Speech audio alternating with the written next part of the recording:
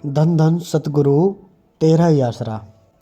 सबसे पहले तो सत्संग जी, मैं जानना चाहूँगा कि आप सबका सेवा सिमरन कैसा चल रहा है। कमेंट करके ज़रूर बताना कि हमारा सेवा सिमरन ठीक चल रहा है या कैसा चल रहा है। ठीक है। एंड दूसरा, अब मैं आपको एक ऐसी बात बताने जा रहा हूँ जिसे आप सुनकर कहेंगे अरे वाह, सच में कमाल हो गया।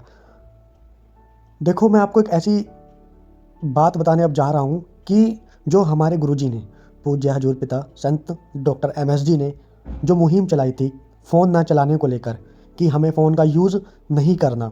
ठीक है। उन्होंने उस चीज़ के लिए व्रत रखवाने का भी प्रण लिवाया था कि हमको 7 से 9 व्रत रखना है। ठीक है।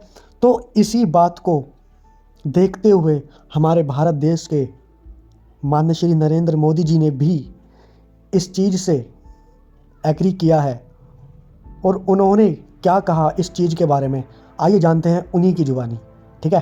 तो सबसे पहले आप देखना पूज्य गुरु जी के वचन कि उन्होंने क्या कहा, और उसके बाद हमारे देश के प्रधानमंत्री जी ने क्या कहा।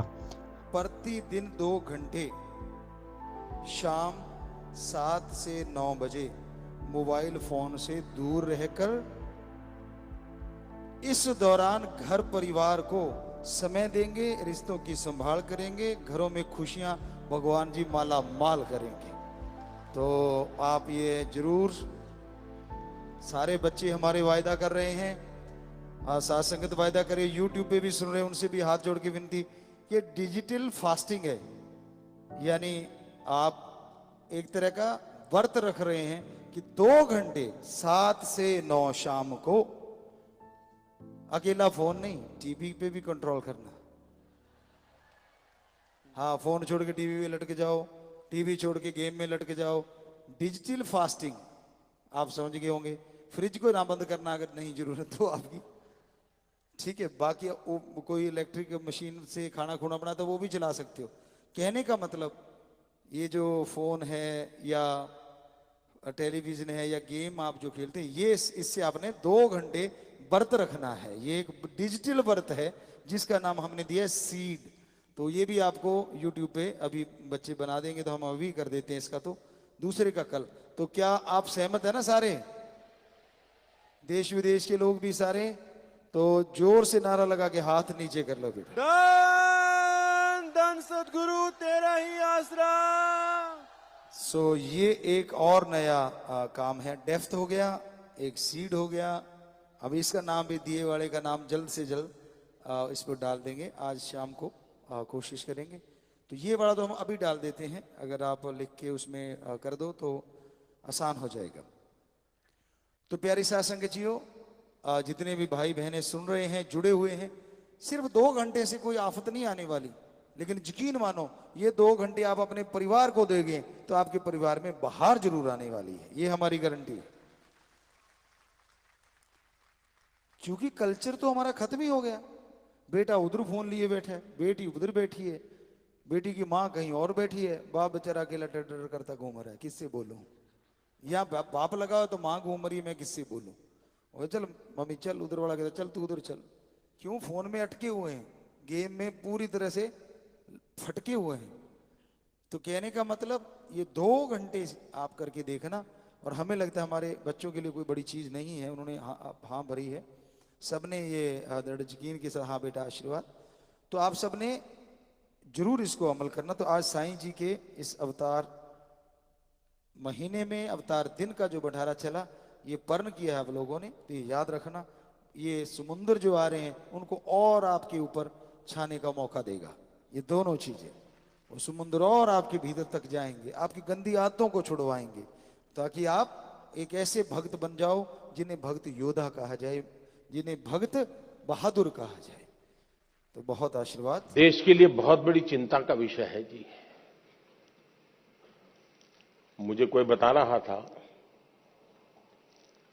कि भारत में एवरेज 6 घंटे लोग स्क्रीन पे लगाते हैं, 6 घंटे।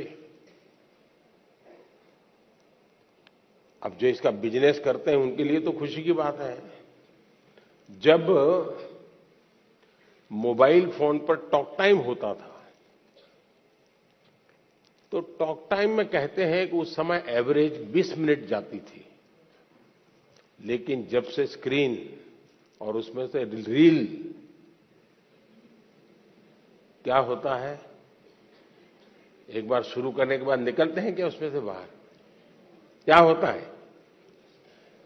नहीं बोलेंगे। अच्छा, आप लोग कोई रील देखते नहीं है? नहीं देखते हैं ना? तो फिर शर्माते क्यों हो, बताओ ना, निकलते हैं क्या बाहर अंदर से? देखिए, हमारी क्रिएटिव उम्र और हमारी क्रिएटिविटी का सामर्थ्य अगर एवरेज हिंदुस्तान में 6 घंटे स्क्रीन पर जाए तो ये बहुत चिंता का विषय है। एक प्रकार से गैजेट हमें गुलाम बना देता है। हम उसके गुलाम बनकर के जी नहीं सकते हैं। परमात्मा ने हमें एक स्वतंत्र अस्तित्व दिया है, स्वतंत्र व्यक्तित्व दिया है, और इसलिए हमें सचेत रहना चाहिए कि कहीं मैं इसका गुलाम तो नहीं हूं। आपने देखा होगा, आप कभी भी देखे होंगे, मेरे हाथ में कभी कोई मोबाइल फोन शायद आप रेयरली कभी देखा होगा, रेयरली। मैंने क्यों अपने आप को संभाल के रखा हुआ है, जबकि मैं एक्टिव बहुत हूं, लेकिन उसके लिए समय मैंने तय किया हुआ है। उस समय के बाहर मैं ज्यादा नहीं करता हूं, और इसलिए लोग, तो मैंने देखा है, अच्छी मीटिंग चल रही है, बहुत अच्छी, और थोड़ा सा वाइब्रेशन आया तो ऐसे निकाल के देखता है। मैं समझता हूं कि हमने खुद ने कोशिश करनी चाहिए कि हम इन गैजेट्स के गुलाम नहीं बनेंगे। मैं एक स्वतंत्र व्यक्तित्व हूं, मेरा स्वतंत्र अस्तित्व है, और उसमें से जो मेरे काम की चीज है उस तक ही मैं सीमित रहूंगा। मैं टेक्नोलॉजी का उपयोग करूंगा, मैं टेक्नोलॉजी से भागूंगा नहीं, लेकिन मैं उसकी उपयोगिता और आवश्यकता अपने मुताबिक करूंगा। हमने देखा है कि परिवार हमारे तो छोटे होते जा रहे हैं, और परिवार भी इस डिजिटल दुनिया में फंस रहे हैं। एक ही घर में मां, बेटा, बहन, भाई, पापा सब रह रहे हैं, और एक ही कमरे में वो उसको व्हाट्सएप कर रहा है। मैं आपकी ही बात बता रहा हूं ना। मां भी पापा को व्हाट्सएप करेगी। देखा होगा आपने, घर में सब बैठे हैं साथ में, लेकिन हर अपने मोबाइल में खोया हुआ है। वो उधर देख रहा है, ये इधर देख रहा है। यही हो गया है ना। मुझे बताइए, परिवार कैसे चलेगा जी? पहले तो बस में, ट्रेन में जाते थे तो लोग गप्पे मारते थे। अब अगर कनेक्टिविटी मिल गई तो पहला काम यही, जैसे दुनिया भर का काम उन्हीं के पास है, उनके बिना दुनिया रुक जाने वाली है।